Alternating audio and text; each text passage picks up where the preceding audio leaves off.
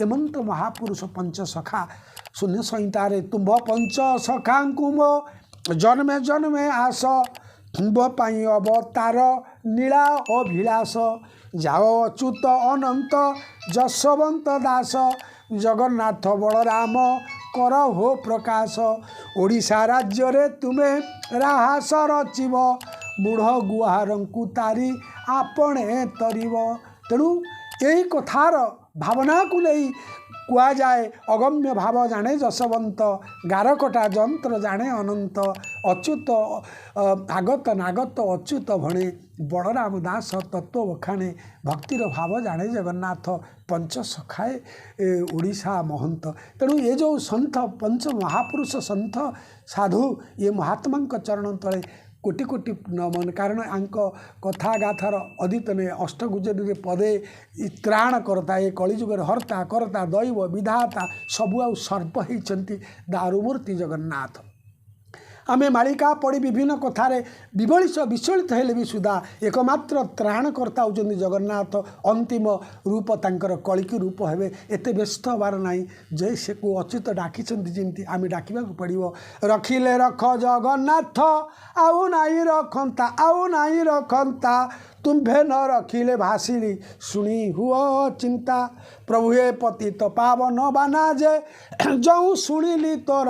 दिन अच्युत जे कही तेणु भरोसा मोर आउ एते बड़ महापुरुष कहले रखिले रख जगन्नाथ। हे भाई मान हे संत हे सजन हे मोर प्रिय भक्त श्रुतमंडल हे समस्त अच्युत प्रेमी पंचसखा प्रेमी मान से तो जगन्नाथ जगन्नाथ सबु आउ सर्व। तेणु ये अधम तुंडरे शोभा पाए कृपा बरसा कर कृपा बरसा कर कृपा बरसा कर कृपा बरसा कर इच्छा मोर नुहे इच्छा सबु तुमर मु तोर सेवक तुम्हें मोर सामंत मुदास सेवक प्रभु तुम सामंत हे नाथ हे प्रभु मु तोर कीड़ा चाकर कृपा बरसा कर कृपा बरसा कर सबु तांकर इच्छा करी कराउच मो हृदय रे रही सबु भक्त हृदय रे रही मु करुची बोली सिना ए प्रकृति कहई ए इच्छा मोर हेउ तोर इच्छा सबु तुमर कृपा बरसा कर। तुम्हें सबु आउ सर्वभाव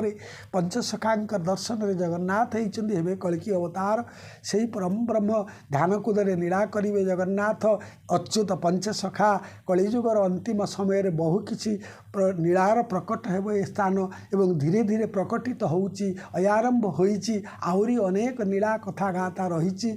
तेणु से प्रभु सबु आउ सर्व अच्युत होउचंती सबु आउ सर्व तुम्हें सबु मो सर्व प्रभु हे गुरु अच्युत तुम्हें सबु मो सर्व प्रभु हे तुम्हें सबु ए मन मोहर ए मन रे मोर ए मन रे मोर नर गर्व प्रभु हे तुम्हें सबु गुरु अच्युत मोर सबु आउ सर्व प्रण प्राण समर्पण करी तांको अनंत चरण प्रणाम। चैनल निमाळर जड़े सेवायत भाई कर चैनल रे ए सेवार कथा दुई पद समर्पित भाव में कही दोष त्रुटि थी मत क्षमा करेंगे। ध्यान कूद मोर पवित्र पीठ गुरुक्षेत्र गुरुंर पदरे पड़ी ए क्षेत्र में अधम बसी मु भाववशक्त केतेबेले भी केते कथा मत दे थाए जदि किसी कहार मन में आघात दुख क्या बाधि थी मो पाखक आसो भाई बोली कोलेबी मोर लक्ष्य मोर चिंता क्या अनिष्ट करवा क्या समालोचना करवा कहार को बड़ छोट विचार करवा ज्ञानी अज्ञानी भाविबा उद्देश्य नुह उद्देश्य मोर गुरु महापुरुषंकर प्रचार करवा गुरु मोर सर्वविदित सर्वपूज्य सर्ववंदित से चरण बिंदु को तले दे निमाळर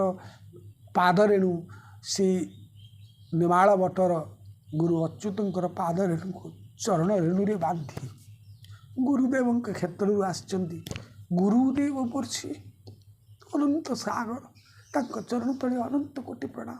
ए ब्रह्मांड को मालिका लेखि जो चेतना देइछंती लोक चेतनाशील हुंतु मालिका को नहीं विक्षिप्त प्रक्षिप्त होगी चालचल करी मालिका किसी कही निजर सौभाग्य अर्जन करवा नुंतु वास्तव मालिकार मूल्यबोध तत्व तथ्य को ग्रहण करंतु मालिकार वर्णित सब कथा को ग्रहण करी जगन्नाथ कृपा करुणार पंचसखा आशीर्वाद ओडिशावासी जदि सत्य ओडिशार उत्कल जन्म होइछ पंचसखा को चिन्ह आ जगन्नाथ को चिन्ह तुम धन्य हो जीवन धर्म अर्थ काम मोक्ष आशानुरूपक फल सबू प्राप्ति हे तांको कृपारू प्राप्ति कौटी किसी मगे किसी ना ये अनुष्ठान एत बड़ किए कह नहीं दिने चांदा बादा कर दिने क्या हाथ पतई अनुष्ठान तार अनुष्ठान बाटर चली अनुष्ठान आम सहानुभूति प्रेरणादाता भाव रही जे भक्त मोर भक्त जो नर शुभ शुभ ना तार संसार ना गुण दोष से क्या माग मागिचु तो आम बड़ दाण्ड तेणु जी जो प्रकृत अच्युत सेवा कर पंचसखा भक्ति रख जगन्नाथ को सेवा कर आपे सब मिल जहाँ मने पांच ईता मिले बेले सरस्वती विराजंती मदन उपसंहार एति कहबी ध्यानकुद पंचसखा पीठ अच्युतंकर एक नीला क्षेत्र ए क्षेत्रर महिमा सहित समग्र ओडिशार बहु क्षेत्रर महिमा रही निमाड़ श्रेष्ठ क्षेत्र एवं पद्मवन ब्रह्मांकर स्थापित ब्रह्म लक्ष्मी जो प्रकटित होती जो स्थान रे देवता ऋषि मुनि माने द्वापर रे श्रीकृष्ण का आगमन तृतीय रे राम का आगमन से पथ दे एवं ये सबर महिमा महात्मा बहुत रही जेणु ध्यानकुद संपर्कित कथा कहार आउ कि कथा मुझे मिसई महापुरुषों दर्शन को मोर बाणी की विश्राम दूची समस्त की ईश्वर भाव में प्रणिपात करुच्ची सबु सन्थ मान को निवेदन करुच्ची जे पंचसखा धर्म दर्शन को साउंटुंट कहते बुझुंट ग्रंथ को संपादना कर